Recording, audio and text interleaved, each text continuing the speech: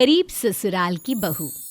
ये कहानी हर उस लड़की के लिए प्रेरणा है जिसका ससुराल उसकी इच्छाओं के मुताबिक नहीं होता। लेकिन माँ, क्यों हमेशा मेरे ससुराल को कोसती रहती हो? अरे बेटी, क्या क्या बोला था और क्या निकला तेरा ससुराल। शादी के वक्त बोल रहे थे दो दो फैक्ट्री है, बहुत काम है, पैसा है, गाड़ियां हैं। आज मेरी बेटी रिक्शा से उतरती है तो दुख तो होता है ना बेटा। माँ, कोई झूठ थोड़ी ना बोला था उन लोगों ने, सब तो था। वो तो मेरे ही पैर शायद खराब रहे होंगे कि इन लोगों को बिजनेस में लॉस हुआ और ये लोग गरीब हो गए।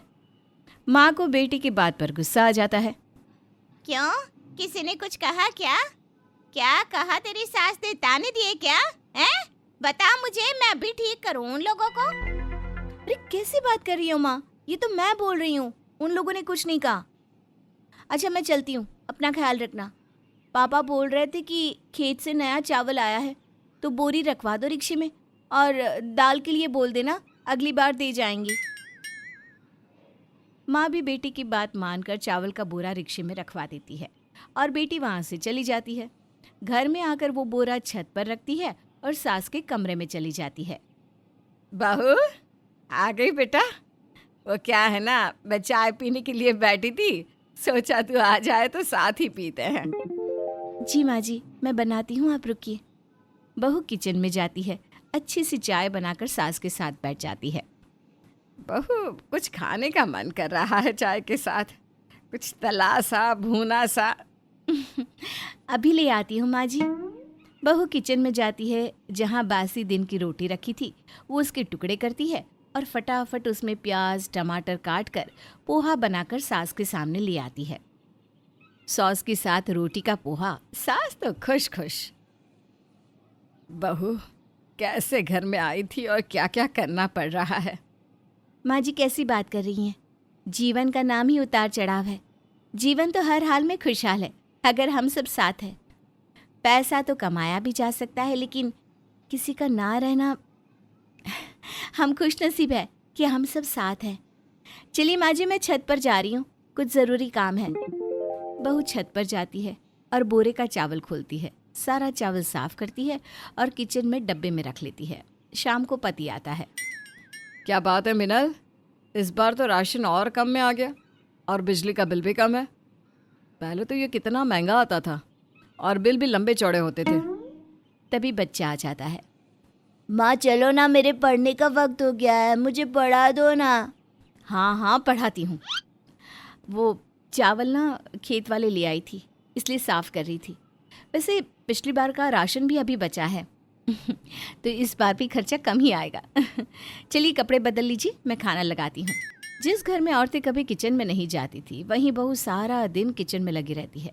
ये देखकर पति को अफसोस तो होता है, लेकिन क्या करता। वहीं मिनल, जो कि एक बड़े घर में बहू बनकर आई थी, गरीब ससुराल की कभी कोई शिकायत नहीं करती। फिर एक रोज़, सुनिए ना, वो आप अपनी फैक्ट्री फिर से क्यों नहीं खोलने की कोशिश करते? पॉसिबल नहीं है मिनल, अब कौन हमें काम देगा। मैं तो उल्टा फैक्ट्री बेचने की सोच रहा था। देखो, अभी अच्छे दाम मिल जाएंगे, नहीं तो बाद में दिक्कत होगी।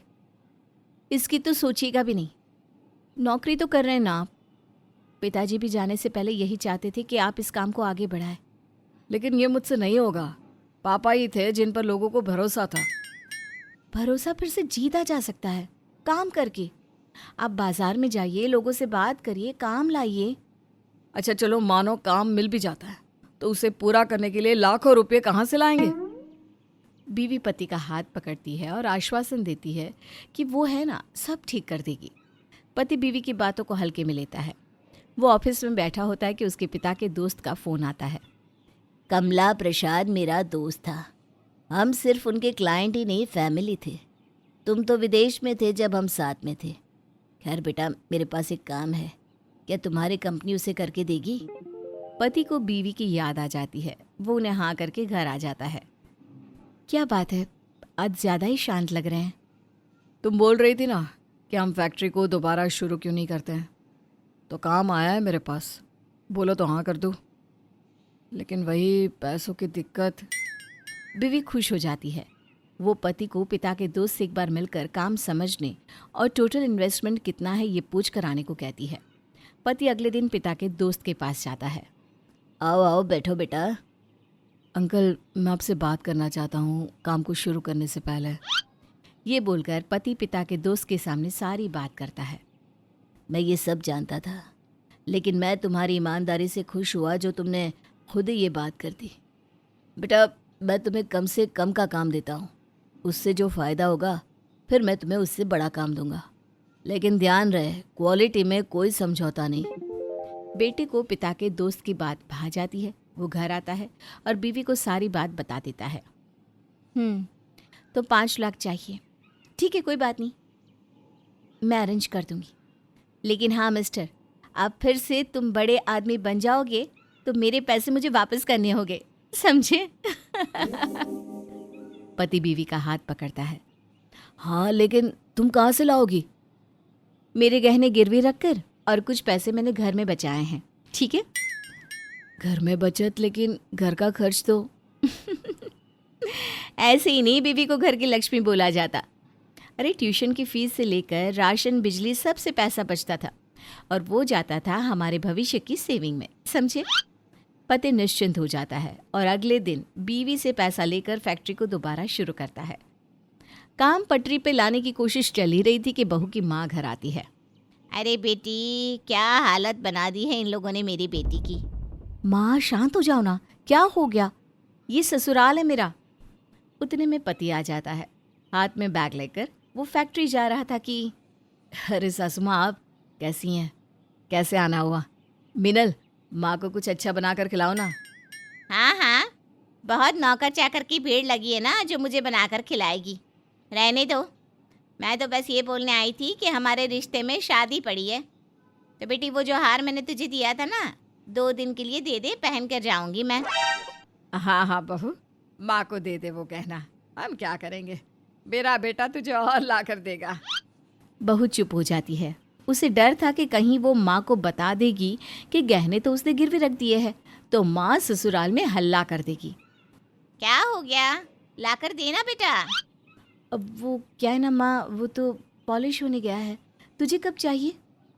मुझे तो 2 महीने बाद चाहिए, पर मैंने सोचा था पहले लेकर पॉलिश करवा देती हूँ। देखना माँ, मैं नहीं करा दी पॉलिश तो मैं तुझे शादी के 2 दिन पहले दे दूंगी, बस। बीवी पति की ओर देखती है और पति आंखों से उसे कहता है कि हाँ मेरी जान, तेरा हार 2 महीने के अंदर ही तेरे पास होगा। माँ तो चली जाती है और पति चला जाता है फैक्ट्री। कुछ ही दिनों के बाद एक दिन, बीनल, माँ कहाँ हो सारे? माँ! अरे क्या हो गया बेटा? क्या हो गया, बड़े खुश दिख रहे हो?